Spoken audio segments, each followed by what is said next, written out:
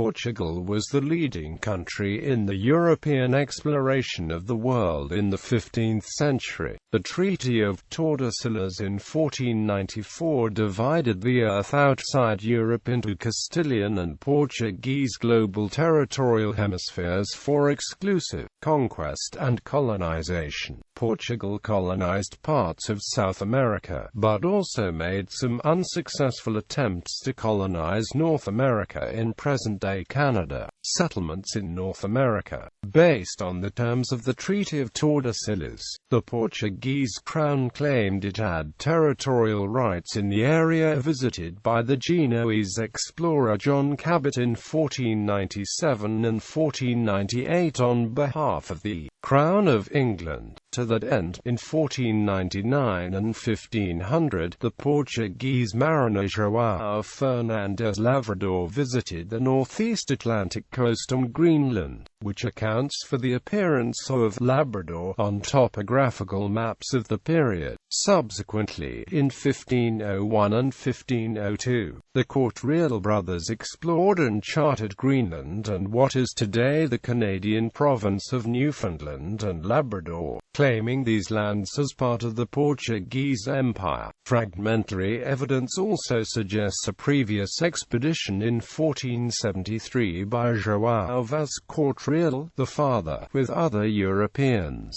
to Terra Nova de Bacurau in North America. The possible voyage of 1473 and several other possible pre-Columbian expeditions to North America in the 15th century, mostly from the Azores in the case of the Portuguese, remain matters of great controversy for scholars. Their existence is based on briefer fragmentary historical documents that are unclear concerning the destinations of voyages. In 1506, King Manuel I of Portugal created taxes for the cod fisheries in Newfoundland waters. João Álvares Fagans and Pero de Barcelos established fishing outposts in Newfoundland and Nova Scotia around 1521.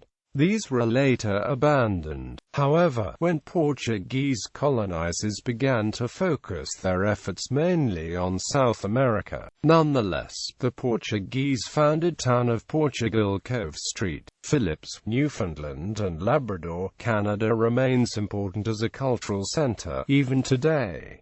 Colonization of Brazil. In April 1500, the Second Portuguese India Armada, headed by Pedro Álvares Cabral, with a crew of expert captains, including Bartolomeu Dias and Nicolau Coelho, encountered the Brazilian coast as it swung westward in the Atlantic while performing a large volta de mar to avoid becalming in the Gulf of Guinea. On the 21st of April 1500, a mountain was seen that was named Monte Pascal, and on the 22nd of April, Cabral landed on the coast in Porto Seguro. Believing the land to be an island, he named it Ilha de Vera Cruz. The previous expedition of Vasco da Gama to India already recorded several signs of land near its western open Atlantic Ocean route. In 1497, it has also been suggested that Duarte Pacheco Pereira may have discovered the coasts of Brazil in 1498, possible its northeast, but the exact area of the expedition and the explored regions remain unclear. On the other hand, some historians have suggested that the Portuguese may have encountered the South American bulge earlier while sailing the Volta de Mar, hence the insistence of King John II in moving the line west of the line agreed upon in the Treaty of Tordesillas in 1494.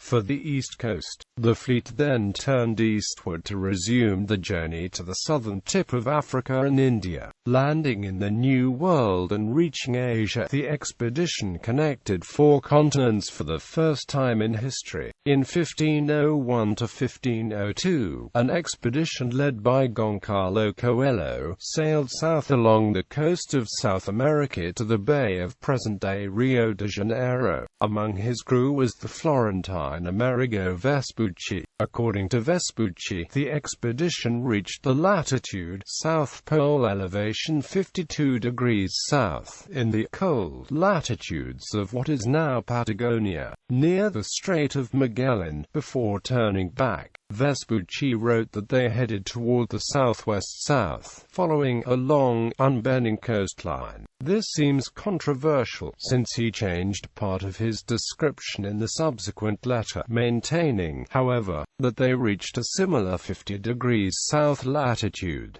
Amerigo Vespucci participated as observer in 4 Spanish and Portuguese exploratory voyages. The expeditions became widely known in Europe after 2 accounts attributed to him, published between 1502 and 1504.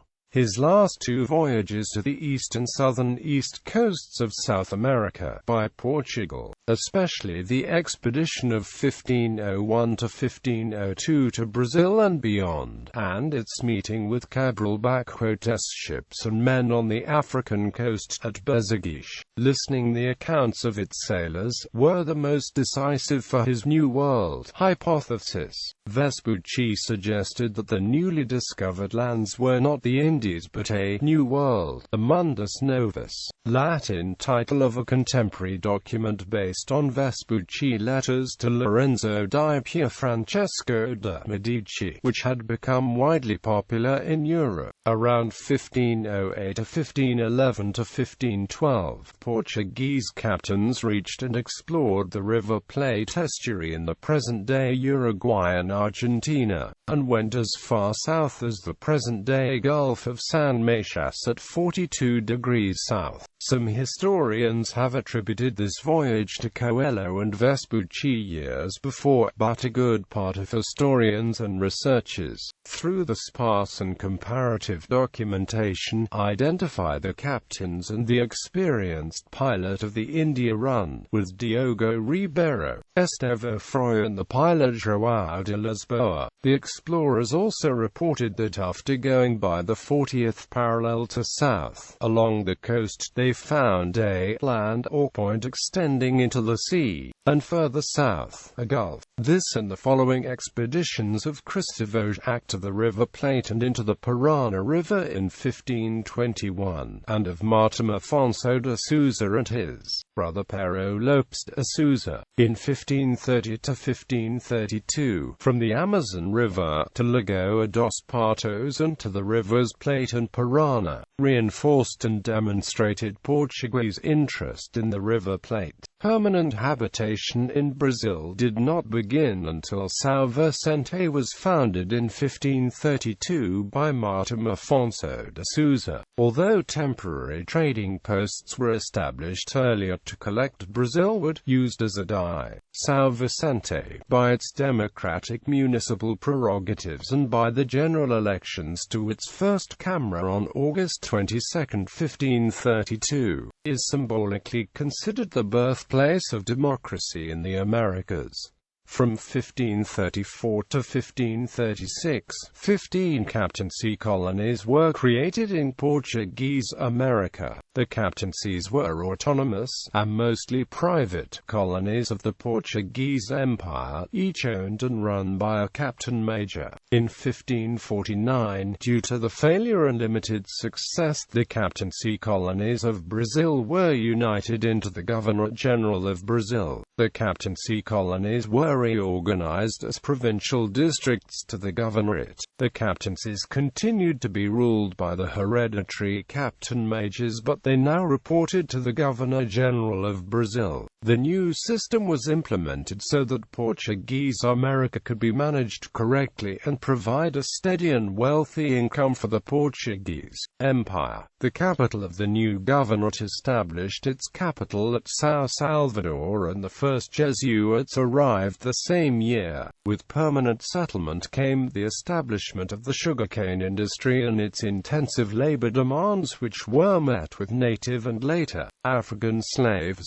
From 1565 through 1567, Mem de Sá, the third Governor-General of Brazil, successfully destroyed a 10-year-old French colony called France Antarctique at Guanabara Bay. He and his nephew, Estacio de Sá, then founded the city of Rio de Janeiro in March 1567. In 1621, Philip II of Portugal divided the Governor-General of Brazil into two separate and autonomous colonies, the state of Maranhão and the state of Brazil. Regarding this period, it is preferable to refer to Portuguese America rather than Portuguese Brazil or colonial Brazil, as the states were two separate colonies, each with their own governor-general and government. Between 1630 and 1654, the Netherlands came to control part of Brazil's northeast region, with the capital in Recife. The Portuguese won a significant victory in the Second Battle of Gararapes in 1649. By 1654, the Netherlands had surrendered and returned control of all Brazilian land to the Portuguese. In 1751, the state of Maranhão was restructured into the fudging Hacker state of Grão-Pará and Maranhão, with a new capital and government. In 1772, the state of Grão-Pará and Maranhão was split into two new states, the mother of us state of Grão-Pará and Rio Negro, and the state of Maranhão and Piauí.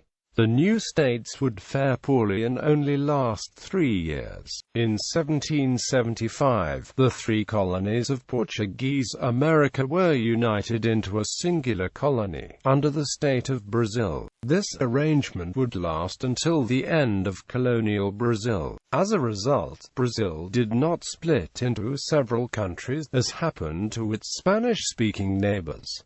Caribbean merchants. The early navigators practically have been to the entire Caribbean, from the Bahamas to Jamaica. Papiamento, one of the languages spoken in the islands, is a mixture of Portuguese and African languages. Portuguese merchants have been trading in the West Indies, to such an extent that, for instance, for the Portuguese town of Povoa de Varzim, most of its seafarers dying abroad. Most of the deaths occurred in the route of the Antilles, in the West Indies. At the turn of the 17th century, with the union with Castile, the Spanish kings favored the free movement of the people, and other lands of the New World, such as Peru and the Gulf of Mexico, were open to the Portuguese merchants.